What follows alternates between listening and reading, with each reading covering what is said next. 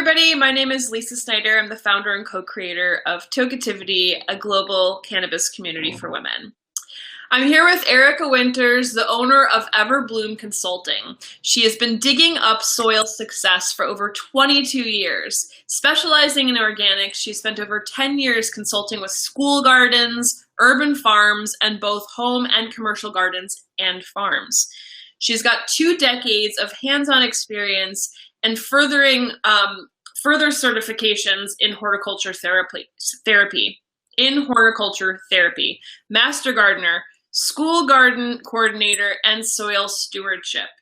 From cucumbers to cannabis, Erica loves to grow with her community, farming, consulting, and educating out of rural Lane County, which is in and near, actually Eugene, Oregon is in Lane County, correct? Yep, you got her. Yeah. And so today we are going to be talking about intentional compost tea brewing, philosophy and practice, brewing liquid magic from 5 to 5,000 gallons. This is really exciting. I cannot wait to learn more about all of this stuff, especially since I have no idea how to grow, but lots of other people, I'm sure, are dying to know how to make magical mixtures with organic substances for their cannabis plants. Thank you, Lisa. Magical mixtures is the perfect phraseology. I adore it. We're going to get a little witchy-witch today, and we're going to learn how to create some incredible brews that you can use basically just out of your own farm and garden and inputs. So, Lisa and Sam, thank you so much for inviting me to speak tonight. You are welcome. I'm going to hop off here, but you go for it. Right. So welcome to Intentional Compost Tea Brewing. You'll hear the word intention repeated frequently throughout this discussion. It's all about having a goal. So we're going to talk about the philosophies and practices behind compost tea brewing. This is one of my absolutely favorite subjects to teach. This is so accessible to everyone. We can all make this at home and save money. You know, gone are the days of bottle feeding our babies with very, very expensive liquid nutrients. So we're going to cover a lot today. We're going to start with a brief overview of compost tea, and then we're going to meet the cast of characters, the microscopic biology that makes all that magic work. Most important, we'll talk about water quality and aeration. One of my favorite mentors says garbage in, garbage out. So if you start with poor quality water, you're going to have a poor quality tea. I'm going to discuss setting that intention and define what precisely that means. A lot of us brew tea, and we may not actually have a compass guiding our practices. So I want to share that with you. We'll dive into some tools, recipes, and ingredients to make that magic happen. I'll touch briefly on plant ferments, microbial inoculants, and we'll end by discussing some of the most common mistakes that I see out there in the field. So what is compost tea? It's magic, right? This is liquid biology. So most of us understand on some level the soil food web, right? There are microbes that eat each other and they're pooping out nutrients and the plants are taking them up and it's this beautiful wide web. And when we're talking about compost tea, most people are familiar with the acronym AACT, right? This is actively aerated compost tea. By definition, we're making a solution with oxygen. And the overall goal, regardless of your recipe, is to remediate and rejuvenate soil life. With conventional agriculture, ever since the Green Revolution took us down a really dark path, the chemical fertilizers, pesticides, the over-tilling, the overgrazing of livestock, this affects soil biology in dramatic ways. And when we monocrop acres of corn or acres of hemp or cannabis, we've reduced biological diversity. We're growing one plant, one exotic plant that never originated in this area to begin with. And when we reduce diversity, we create an imbalance. And whenever there's an imbalance in nature, she comes in to reset the scales. And that's when we see a lot of pest and disease issues in our farms and gardens. So I'd like to introduce you to our cast of characters today. So there's going to be a few groups that we're going to discuss. You can put your high school biology hat on here for a moment. You'll remember that wonderful kingdom of bacteria, and this includes all sorts of wonderful creatures. Photosynthetic bacteria, this is really amazing. So they photosynthesize. They're not a plant, they photosynthesize. That amazes me. We've got nitrogen fixers, so they're literally pulling atmospheric nitrogen out of the air that we breathe and tucking it away in the soil in a little nodule, and it's a nitrogen bank reserve that the plants can use. These are really important for no-till farming. We've got phosphorus solubilizers, we've got pathogen protectors, so bacteria that fight off pathogens, and of course the all-important digesters. So this is really important in composting or cover cropping or mulching to understand how these little critters play out their life cycles. Moving into kingdom fungi, we have yeasts as our beneficials. And I think most of us are pretty well versed in molds and mildews. And in addition, mycorrhiza. This is a really hot topic right now, and there's a few debates going on in our community. So I definitely want to touch on that. You can also culture or breed the types of fungi that parasitize other bugs. So these are little guys that make contact with the pest, and they insert a hyphal tube, and they start to create their mycelium, and they digest the pest whole. And they basically leave a mummified carcass behind. So these are really effective pest preventers and treatment options. Next up, we've got the protozoan kingdom, and they do some remarkable things. So we're moving up the trophic levels, the feeding levels of these different organisms that are all tied into the soil food web. And protozoa are amazing. They mineralize nutrients.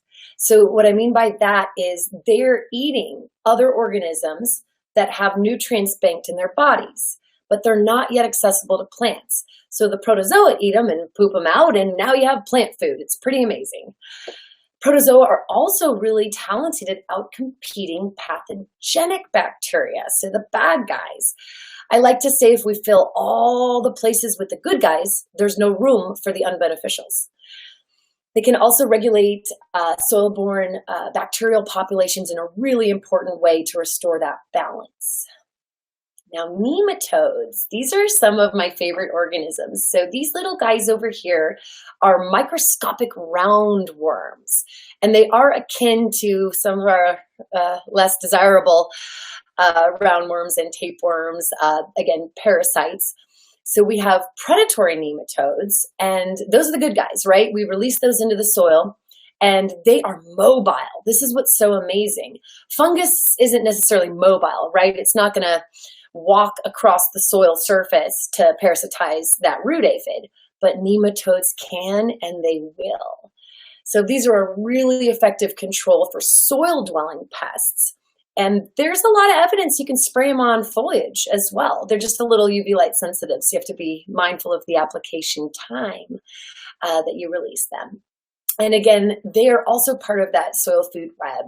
And as they're eating other bacteria or other fungi, they are really helping with nutrient assimilation for your soil. And they do a really good job of regulating soil-borne bacterial populations as well. But it all starts with water, right? Water is life. And a lot of us are on wells. I'm very fortunate to have an amazing artesian spring out here on the farm. But a lot of us are in town.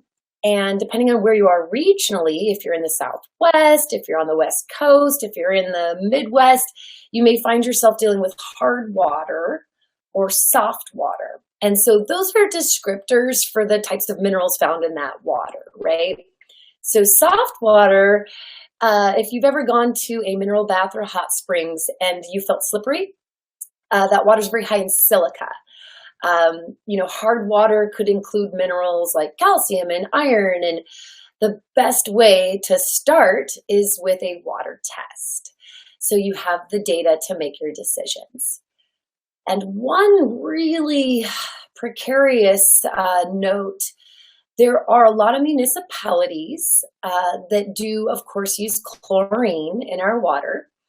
And there are others that use what's called chloramine. And so it's really important to understand the difference between the two. So most municipal water utility boards are using chlorine, and even the Environmental Protection Agency has a safe allowance for human consumption. Now, chloramine is 3 times as hard to get rid of. So I can agitate my water with chlorine in it. I can bubble it with air stones. I can let it sit for a couple days, and that chlorine will eventually volatilize or evaporate out of that water solution. It's very volatile. While the chloramines, again, take 3 times the time, inputs, and energy to pull out of your water. So call your local water board. We are very blessed. Lane County does not use chloramine. So get a little more information and look deeper. Now, there's a debate. We've been told for years, if you have chlorinated water, you need to off-gas it or let that chlorine volatilize out over a period of time. I am very fortunate to have an incredible network of labs that I work with, and I have seen some incredible biological assays from chlorinated water that did not affect the population load. So this is so exciting. I love that we're finally getting the science behind our cannabis industry. So it's really important to be mindful of what's present and then test it out in your own garden, right? And the best way to do that is to get a lab assay. I also like to talk a lot about aeration, oxygen, right? By definition, this is actively aerated tea. So this is different than plant ferments, which is what we're going to talk about towards the end here. And it is recommended that compost tea has 8 or more parts per million of dissolved oxygen, which is abbreviated as DO. So you can buy a DO meter. Now, I'm not going to encourage or recommend that you do that. They're really fun to play with. They can be a nightmare to calibrate. You have to compensate for altitude and temperature and all of these things. It's a lot easier to use your eyes and make sure that you are breaking the surface tension. So you can do that again with air stones. You can do that with water pumps that are circulating the water throughout the tank. You can drive air through the system. And we're going to look at some of these components here in a few slides. Most important place to start, however, is to set an intention. In my years farming, I have worked with a lot of different individuals. And one thing I notice is oftentimes we do what we've always done. And because it becomes second nature, we don't necessarily always ask ourselves why we're doing what we're doing. So I encounter dozens of different compost tea recipes amongst the farms I work with and on the internet. And, there's value in many of these recipes. But I always ask my client, why are you using the high nitrogen back guano in your tea? What's your goal, right? So I want to dig a little deeper. So when it comes to different types of tea, and depending on the crop you're growing, you may want to look at whether or not that crop is bacterial dominant or fungal dominant. For instance, blueberries. They would prefer a fungal dominant soil because they are native to coniferous forests, where you have a really high dominance of fungi to bacteria. Now, as we get more information about cannabis, again, there's a great debate, and I'm so honored to be a part of the dialogue. So a lot of my mentors are starting to lean more towards the idea that cannabis is a fungally dominant plant. And it's very interesting because most of the recipes I audit create bacterial dominance. And we are pummeled in the Northwest with molds and mildews late season on cannabis. So again, the idea of filling all the spaces with good guys so there's no room for the bad guys. If we have fungally dominant soil, perhaps we will outcompete the fungal pathogens. This is theory, and we're collecting mounting data to start to prove this. You might also say, hey, I want to find the halfway point, and I want a bacterial fungal balanced tea. Now, I should back up and just say There's kind of a joke too about the idea of a fungally dominant tea. Bacteria are so prolific, and fungi don't necessarily prefer an aqueous environment, right? We don't necessarily find fungi at the bottom of the ocean. Bacteria, however, we do. And we find them in the permafrost layers of Alaska, and they're all over my skin and hair and inside my stomach.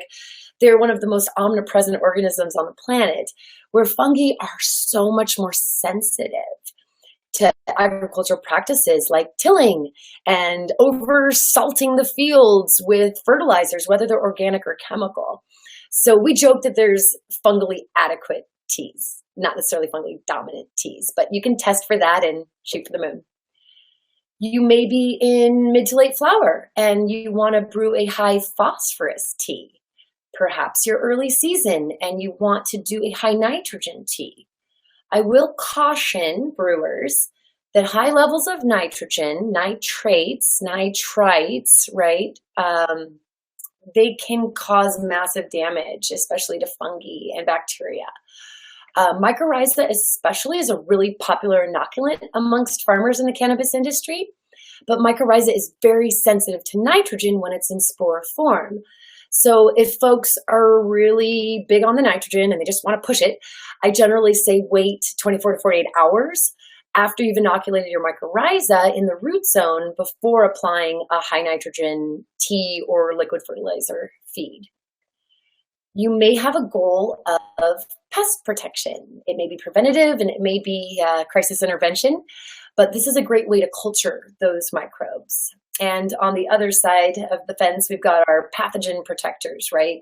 So we're culturing microbes and different organisms to help combat molds and mildews like the powder mold and the botrytis and the fusarium and the rhizoctonia and the pythium and all the different pathogens cannabis is susceptible to. So let's look at some equipment here. So this is my home setup. I like to have options. So I want to give you tools for brewing from a 5-gallon brewer to a 20-gallon brewer to a 55-gallon brewer to a 275-gallon IBC tote. This is what most of my large-scale producers are using. They're fairly inexpensive to acquire, and they're generally food-grade plastic. I have talked to some labs who run the biological assays, and they have told me that it does not matter if it is food grade or not. I'm a purist, so I get food grade whenever I can. So we've got the different tanks, right? This is your receptacle. So that wonderfully pure dechlorinated water will go into one of these vessels, and then we need to aerate it. So I've got pictured here a few different pumps. This is a mag drive pump. There's also diaphragm pumps and impeller pumps, depending on water or air or what you're pushing to drive the system. But the goal is agitation. You don't want to see a very small flutter of bubbles come to the surface of your tank. You want massive movement. You want to be chopping up that surface tension, and you should be getting splashed while you're there. You should probably see a ring of compost goo spread outside of your 5-gallon bucket in a perimeter around it. We want massive agitation. That being said, be mindful of where you place your compost tea tank because a lot of the ingredients will stain the surface that they're sitting on. There's also air stones, these cylindrical stone air receptacles. You can drive air through them and then they give you a nice diffusion of air bubbles. And so, again, very controversial, this idea of do I need agitation or do I need very, very fine dissolved oxygen content in my soil? And at the end of the day, we're all kind of guessing unless we're testing. So it's really important to get that metric so that you can quantify what you've created and then replicate that success. That's where documentation and testing are so key to step up our professional game in this world. So whether you're using a vortex brewer and it's pushed by a Honda motor pump, or you're using one of these very small aquarium pumps to aerate your 5-gallon bucket, again, the goal is agitation. And you may notice my beautiful witchy witch woo-woo paddle here. This is a really great way to mix all of the ingredients. Now, if you're driving air through the system, it is true that there's going to be agitation. This is more about the soul and the spirit behind compost tea brewing. So when I brew, I like to take my paddle and I like to stir it 100 times clockwise while I'm sending my good intentions into the brew, and 100 times counterclockwise, sending all the love and energy for the season while setting that specific intention for the success of the tea. Take it or leave it, that's what I do at home. And it is also true that you want to get even surface contact with whatever material is going in the compost bag. So this little guy right here, this is a bag that will work for my 20 gallon, my 55 gallon, and my 275 gallon IBC tote. So I like to get tools that are versatile. Now for the 5 gallon, it would pretty much take up the whole bucket. So you may want to buy a smaller compost tea bag for a small home setup. What I have learned over the years from some of my compost tea expert friends is that it does matter what material you use. So I was called out recently for using pantyhose or t-shirts that I hemmed up the sides, whatever's laying around. I'm kind of a natural, lazy Fukuoka style farmer, so it's about whatever is in my vicinity to put my projects and intention into action that day. However, I have learned that a lot of these materials, fungi love to grow and grab and hang on to this material. So the pantyhose. I might be brewing these incredible cultures of beneficial fungi, but they won't let go of the bag. So there's some really fine-tuned techniques of massaging the compost bag, pre-charging the compost that goes in the bag with biology and food. And you really do want to be mindful of what material that you select. My mentors recommend a monofilament polypropylene tea bag. They're not cheap. They're definitely not pantyhose. But the difference is this is a screening material designed to screen DNA. And DNA is one of the most sticky substances on the planet, as are fungi. So the idea is they don't attach as strongly and they let go, because we're not applying the bag to the beds, we're applying the liquid biology to the beds. So this is crucial. And this is emerging in the brewer dialogue. And so I really hope folks look at it and explore it and dive a little deeper. Now, if you are tier 2, you're going to need to step this up, right? So this is actually our farm.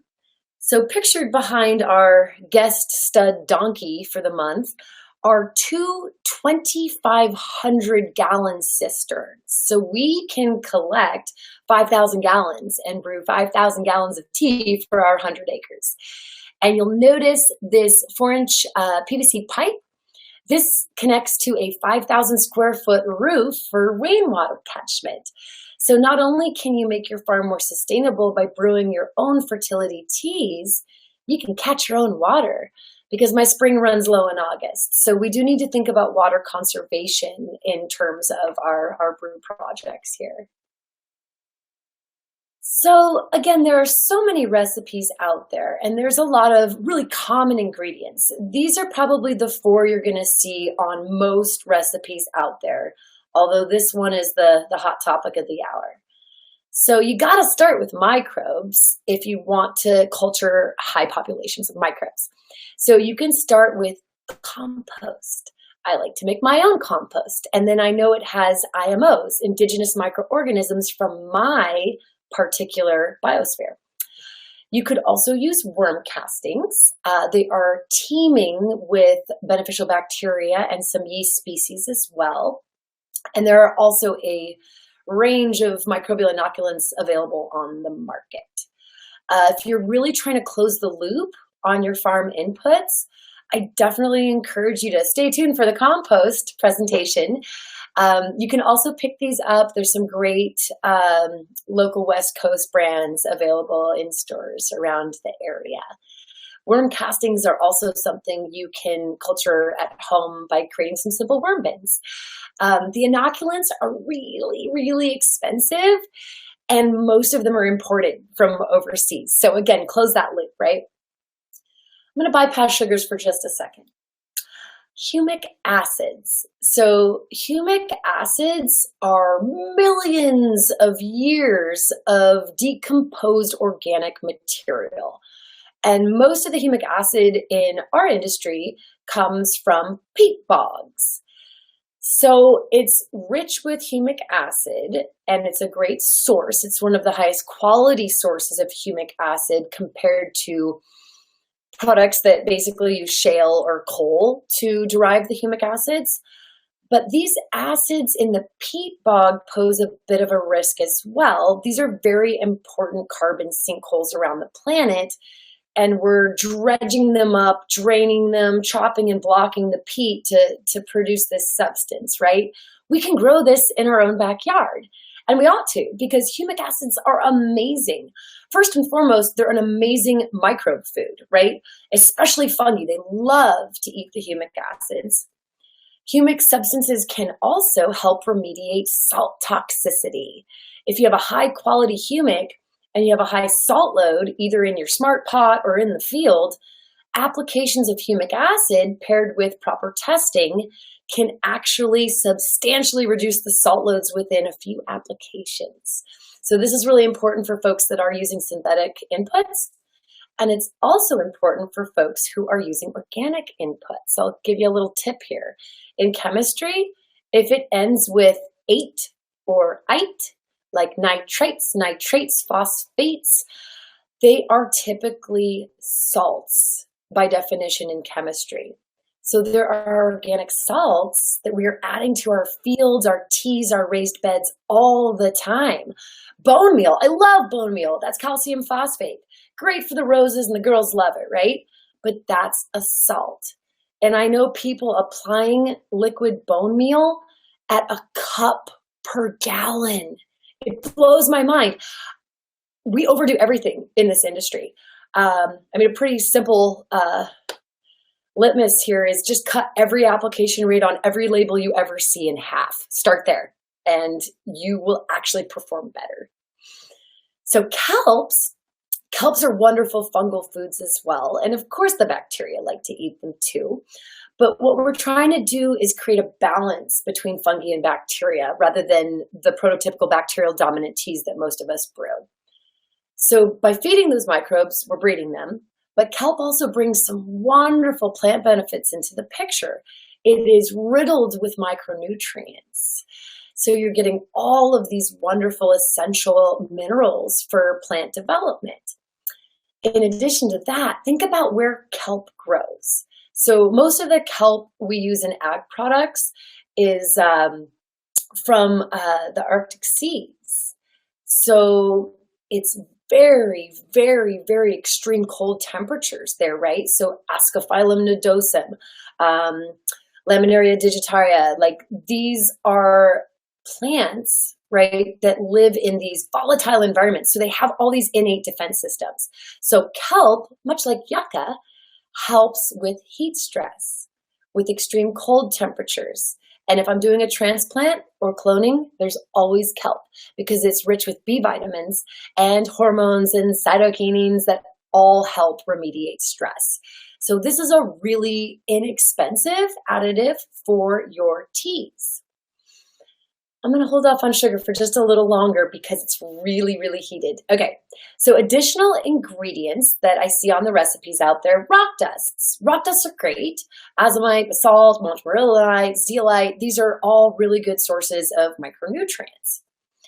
We also have fish hydrolysate, and it is really important when you're shopping for fish hydrolysate to look closer and ask the manufacturer or retailer, is this heat processed or cold extracted?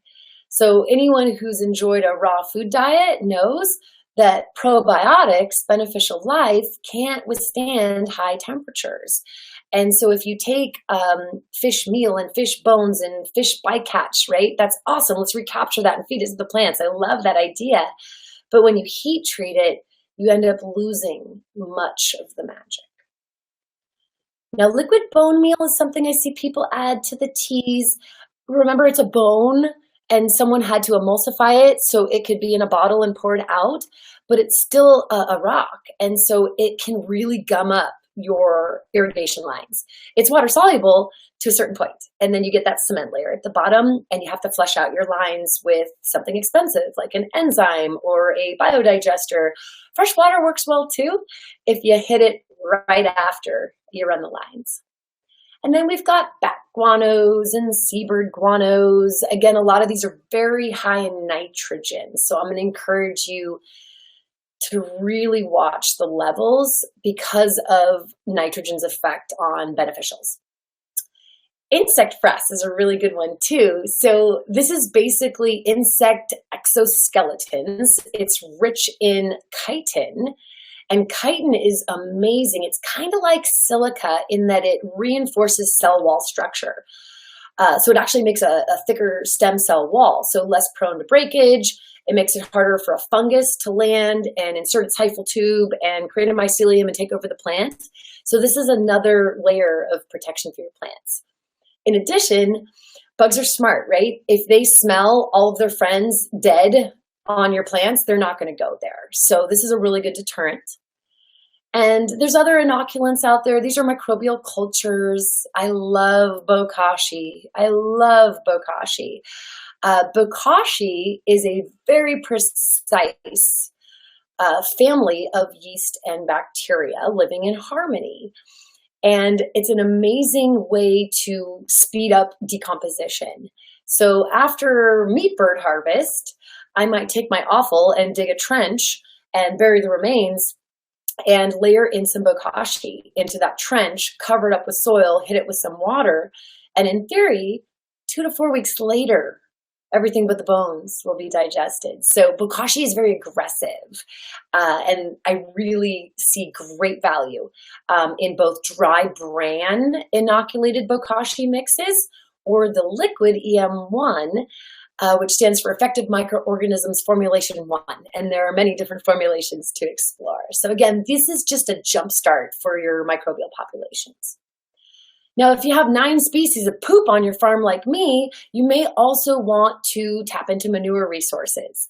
I do caution folks, I'm very privileged to live on an organically certified farm, but a lot of different livestock owners will use dewormers. So and antiparasitics. And so if there's any kind of chemicals going into the animal, garbage in, garbage out. Be mindful of that. And lastly, plant material for fermentation. So this would be us walking around the farm and collecting horsetail and silica and raspberry leaf and pretty much anything non-toxic that grows on my farm. So before we get into that deeper, let's talk sugar. My goodness, this is one of my favorite conversations in our industry. So we live in a holographic universe. Americans are addicted to sugar, so of course we're pimping it on our plants. What the heck? They make their own sugars through photosynthesis. I don't get this. I've been guilty of using molasses over the years, but through testing and through discussing this concept with some of the industry's best, like Dr. Elaine Ingham and Matthew Slaughter, these are some of the world's foremost compost tea experts who do lab work, biological assays. They can quantify the results. So when we put sugar in our tea, we make the bacteria go crazy. If I want to grow bacteria, I'll just get a bucket of water and I'll stick my arm in it and swirl it around a little bit, boom, bacteria, right? It's that easy. They're omnipresent. Fungi are more sensitive and they don't grow in the water, right? So we're asking them to do something somewhat artificial. So I really like folks to step back and ask, why? Why am I putting molasses in my tea? You know, I love probiotic farming. I love natural farming, and I really do see value. And to me, at the end of the day, the plants will dictate the success of your treatment protocols. Ask them, observe them, and if they're happy, it's working, right? And that's great. I love that. But the idea of sustainability and closed loop systems, we don't grow sugarcane on the West Coast. So to import it from overseas and then dump it on our plants for a bunch of money per gallon, I don't connect with that. What I'd really like, folks to do is tell me why. Why are you putting the sugar in there? Is it because your grandpa did? Is it because the book told you? Is it because Instagram told you to? Why don't you look a little closer and ask yourself why? And if there isn't a reason at the end of that sentence, omit the input, right? I'm very clear with the biological data that I've examined. You don't need it, and it's not sustainable, and it's probably GMO. So watch the sugar levels. Now, if you're working with a plant that is, by definition, documented bacterial dominance, okay, maybe. But again, my hand in a bucket, water, you don't need to work that hard. Less is more. And that's what I really hope to share with our community. We over-fertilize, we over-till, we overspray pesticides, and we don't have to. Less is more. Fermented plant extracts. I adore this. So this is my witchy witch paddle. I love this. So the holes are really important because I don't want resistance as I'm paddling through my fermented plant extract. And this is not required for actively aerated compost tea, but it's a really nice tool if you're doing a fermented plant extract. Again, you're putting a lot of biomass into that vessel, and we're adding biology. We want to get even surface contact as much as possible. So there's a lot of acronyms out there on the internet for these types of formulations. So FPEs is what most people are familiar with, fermented plant extract. There's also FFEs, that could be fermented fish extract or fermented flower extract. And so this is just, again, a definition of your inputs. So again, I would suggest that you step back and set an intention. Are you shooting for high microbial inoculation? Do you want to enliven your soil? Are your plants hungry and you need to create a little fertility in the picture? There are also some natural plant growth regulators that can help boost health or help readjust the hormones in the plant to create a bushier plant, if that's the goal. You can release tonics when a plant is stressed to boost immune response. You can feed them B vitamins if you're doing a transplant and you want to give them a little extra support. So again, set that intention and then locate your inputs. So if you don't have ready access to the farm, if you're urban farming, right, what do? Become my buddy, become buddies with somebody who farms, and find land that is organically managed. So the one pitfall of fermented plant extracts is if you're out on the highway and you're collecting raspberry leaf and silica and nettles, there are counties that have really intensive chemical spray programs, and some of them are biodegradable to a certain point, but I wouldn't risk it. So make sure you feel comfortable with the source of the inputs. You can also purchase bulk herbs from many different vendors around the country, and that might be the way to get that vote of confidence.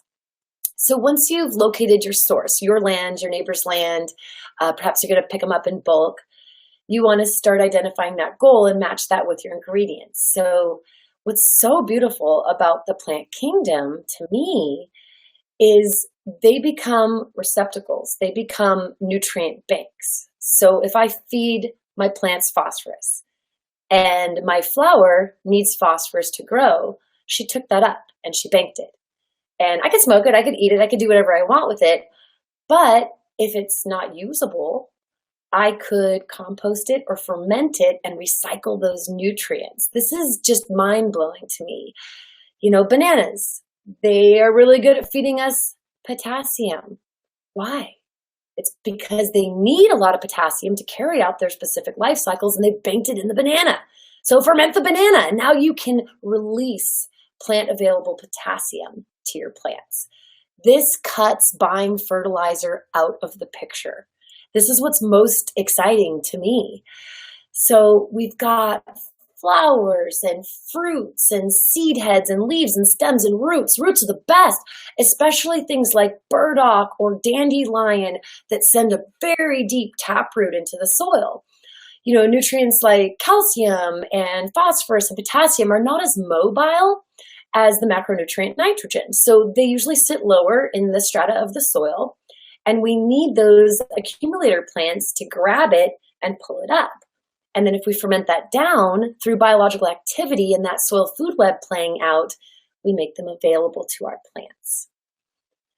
And you may want to boost your fermented plant extract with the biology. You, again, can go purchase inoculants like bokashi or EM1.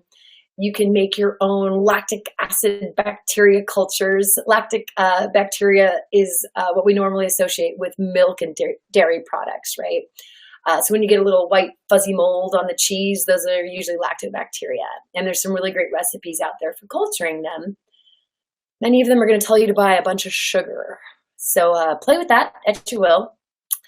But yeah, again, this idea that we can take what we grow on the farm and we can close that loop and recycle it. And we don't have chemical dependency anymore, whether it's organic chemistry or synthetic chemistry.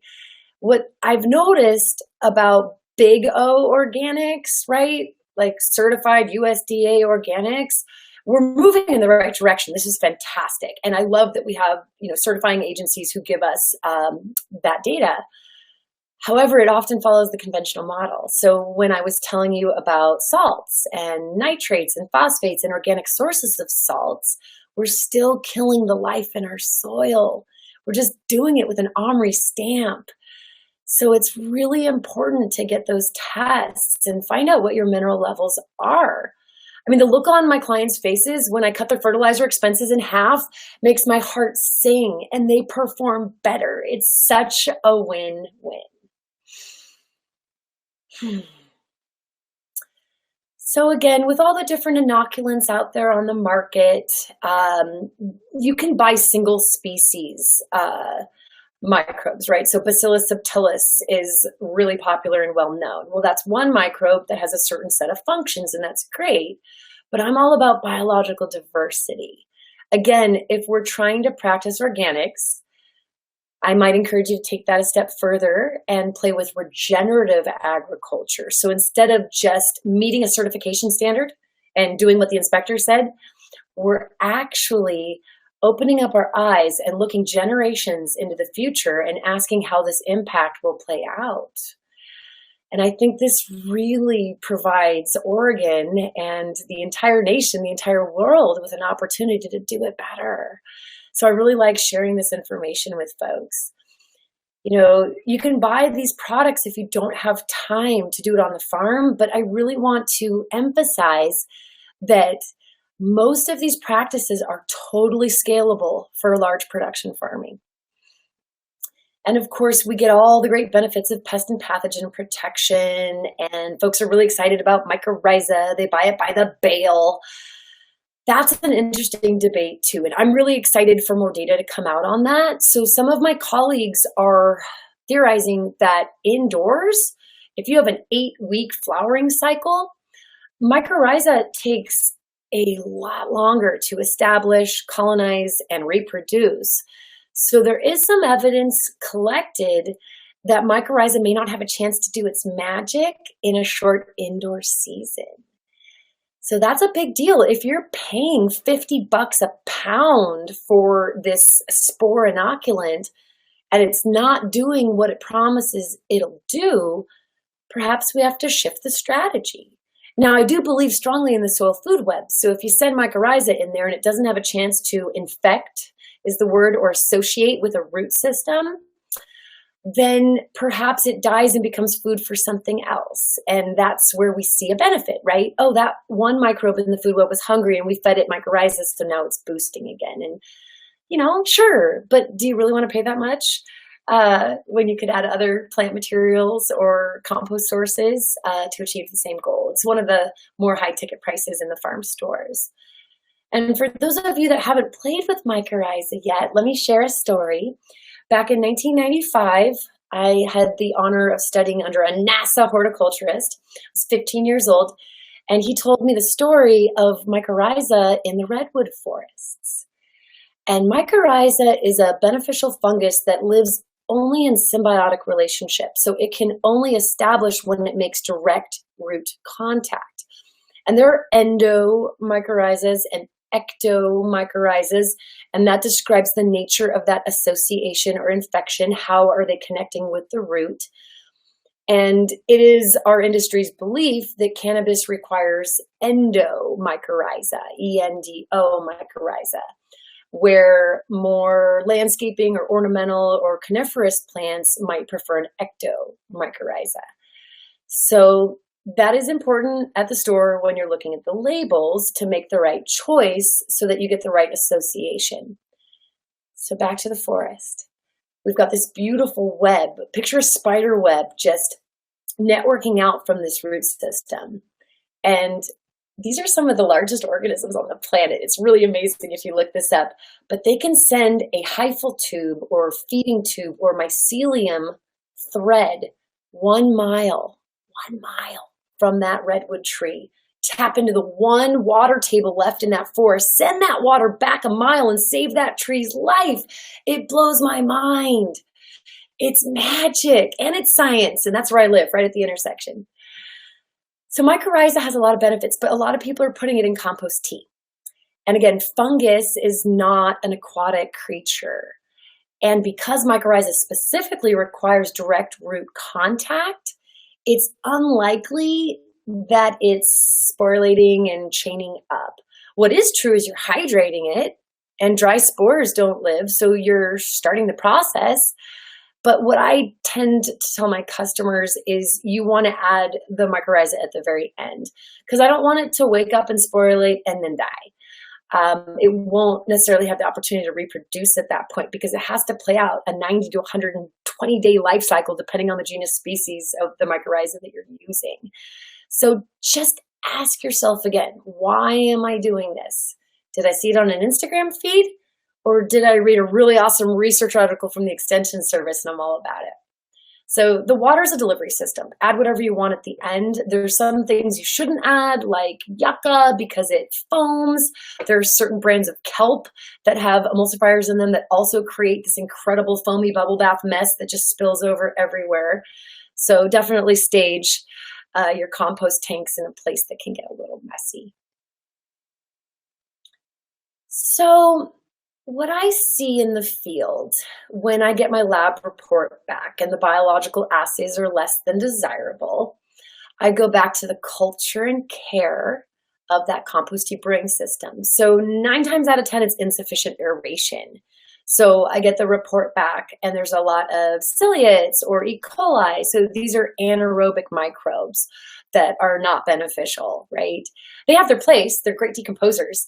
And that's what we're doing in the fermented plant extracts is we're not using air, we're creating an anaerobic environment and we're asking those very aggressive facultative anaerobic bacteria, facultative in that they can switch from an aerobic state to an anaerobic state, back and forth, back and forth. They tend to be unbeneficial when reintroduced into the environment. So oxygen is life, aeration is everything, and your root zone needs oxygen. The other data I get back on those tests is that just the counts are low. And again, they're not in the perfect environment to explode those populations. And then back to nitrogen, you're going to hear Erica talk about this a lot. Too much nitrogen and you just get microbial die-off. So you'd have to test the chemistry of the tea and the biology of the tea to be able to quantify that. Or you could just keep the nitrogen on the side for a few days. That would be my recommendation. There's also this sugar issue again. Yeah, I struggle with this as a human being, but I do really think we should ask ourselves, is this sustainable input and am I doing what I think I'm doing or am I just following a recipe? So look a little deeper into the sugar for yourself. I strongly encourage that. Now, different water pumps or air pumps can potentially break up the fungal colonies that you're trying to create. So the magnetic drive water pumps, the water is forced through this impeller, right? And so there's evidence that potentially the beneficial yeast colonies that are chaining up, picture your kombucha, picture those beautiful yeast strands that hang from the top. That's a yeast colony. Those are many little yeasts hanging out together in association. So if you're pushing it through a mag drive pump, it's possible that it's breaking up those networks. They're still there, they just have to reestablish. So there's a lot of value in vortex brewers, or again, using a motorized air pump to push water through the system with that goal of agitation. And then one of the most common mistakes I see is a home gardener is brewing in their laundry room. And you want to make sure that if it's a 5-gallon tank, you're only filling it to 3.5 or 4 gallons, or you're going to make a big mess. Same thing on the scale of that 275-gallon IBC tote that I can pick up with the forklift and move around the farm. If it's 275 gallons, only fill it to 250 gallons. Otherwise, you're wasting time, energy, inputs, and you're making a mess. So you might want to position your compost tea brewer on the earth where it can leak into the soil, or on gravel. But if you are in a cement warehouse and you don't have drains, just have to manage that runoff by preventing it from happening in the first place. And then again, this idea of getting the right tea bag. And again, I kind of am cheap, and I like to cut corners and keep my costs down on the farm. But I definitely invested in a monofilament polypropylene tea bag this season, and I'm really excited to test my next batch so I can actually quantify my success. And so each time I do this, I'm taking notes, I'm writing the pounds, the cups, the gallons of my inputs. I want to be able to replicate that success. And one of my favorite mentors does say it's impossible to make the same compost tea twice, because maybe I didn't shower today and I have a new biology on my skin that I'm introducing to that tank, right? So the best we can do is set that intention and understand the philosophies and practices behind the recipes that we've adopted, and be open to new ideas, new research and science that's emerging, and be really clear when we do why we're doing. And I feel like together we can really embrace the science around compost tea brewing, and we can get our girls off the bottle. And with margins and price points plummeting, reducing inputs is one of my primary objectives with my clients. Let's lower the inputs and increase the outputs.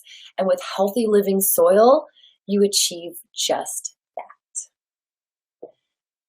I really appreciate your time this afternoon. I really appreciate Tokeativity and Lisa and Sam for giving me the opportunity to share what I've learned over the years with this incredible network, and to do it in such a safe space. Thank you so much for your time today.